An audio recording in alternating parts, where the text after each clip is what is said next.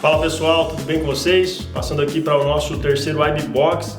Nós já tivemos 2 episódios e no primeiro você descobriu ou entendeu um pouco melhor sobre o que é a igreja. A igreja é o ajuntamento, o povo de Deus. E no segundo a gente entendeu um pouco melhor sobre o significado do nome da nossa instituição, da nossa denominação, Igreja Adventista da Promessa. E aprendemos um pouquinho sobre essa promessa gloriosa, sobre o advento do nosso Senhor e Salvador Jesus Cristo. E hoje eu estou aqui para conversar com você um pouquinho sobre a estrutura organizacional da nossa igreja. Você sabe, por exemplo, o que é e como funciona uma assembleia geral ou regional? Para que serve? Qual é a importância da assembleia para a igreja local? Eu queria começar justamente com essa casa, né? A gente chama de casa e é a casa mais importante da igreja, a Assembleia Geral da Convenção Geral das Igrejas Adventistas da Promessa. Uma assembleia é composta por todos os membros.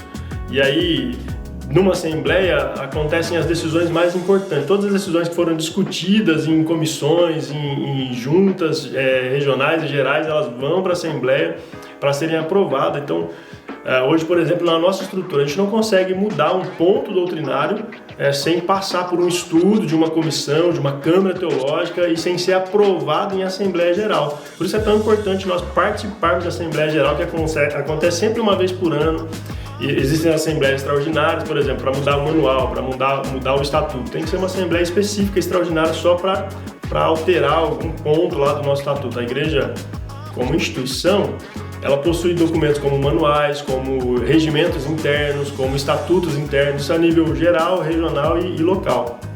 Então, da mesma forma que a gente tem a Assembleia da Convenção Geral, a gente tem a Assembleia da Convenção Regional e também temos a Assembleia agora da Igreja Local, né, que é tão importante para a gente também apresentar as decisões que a liderança local ela aponta, ela discute e traz para a igreja conhecer. Então, essas estruturas são importantes. Qual foi a última vez que você participou de uma assembleia? A gente tem todo ano. No nosso caso, a gente tem em novembro a geral e a gente vai ter sempre em março ou em abril a regional e a local também ali nesse período um pouco antes, ali até o mês de março, de janeiro a março, a gente realiza a assembleia na igreja local também. E é importante para a gente conhecer, por exemplo, os relatórios de financeiro, relatórios de secretaria. A gente consegue saber como está a estrutura da igreja, como estão as igrejas, quantas igrejas. Hoje aqui na convenção, só para a gente ter uma noção, né? Depois que a gente sai da assembleia, a outra casa, após a assembleia geral, é conhecida como Junta Geral Deliberativa. Na Junta Geral, ela é composta por todas as diretorias regionais, né? Então a gente tem diversas convenções regionais espalhadas pelo Brasil e elas compõem essa casa que é a Junta Geral, que elas vão tomar as decisões que vão inclusive ser apresentadas em assembleia, homologadas ou aprovadas, elas passam por lá também. E depois da junta a gente vai para as convenções regionais, chega na convenção, a gente tem essa estrutura, né, com a diretoria regional e a gente tem várias igrejas. Aqui na nossa convenção nós temos cerca de 42 igrejas e aí existe uma diretoria que vai cuidar, vai administrar as demandas dessas igrejas aí junto aos seus líderes, né, junto às lideranças locais, aos pastores e os demais líderes da igreja. E aí a gente chega na igreja local. Nós consideramos a base da igreja local a base mais importante. A gente veio descendo, né?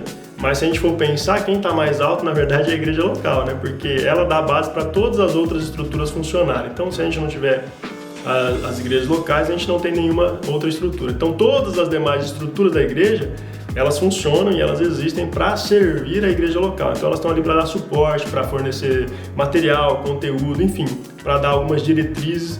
E aí a igreja local ela vai trabalhando aí com essa direção para fortalecer o povo de Deus, para engajar o povo de Deus na missão de Deus, né? Porque não adianta a gente ter toda essa estrutura, participar de toda essa estrutura, se a gente não entender o propósito maior. Então tudo isso é para servir o reino de Deus.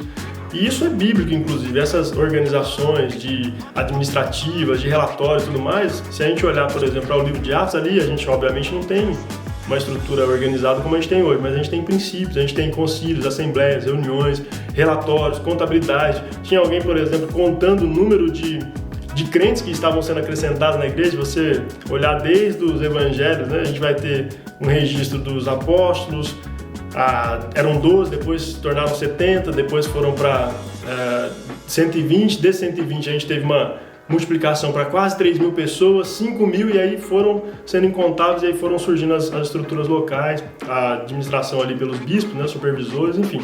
Então, isso é um pouquinho da estrutura da nossa igreja, que vale a pena a gente conhecer, a gente saber, conhecer os documentos, adquirir esses documentos. Hoje tem em PDF, dá pra gente baixar nos sites, nas mídias da nossa denominação, e é muito importante para a gente conhecer um pouco da nossa história, dos nossos direitos, dos nossos deveres como membros, como líderes, como ordenados, enfim. No próximo IBBox a gente vai especificar um pouquinho melhor sobre essa questão da liderança, e a gente espera você lá, tá bom? Então que Deus te abençoe e até o próximo.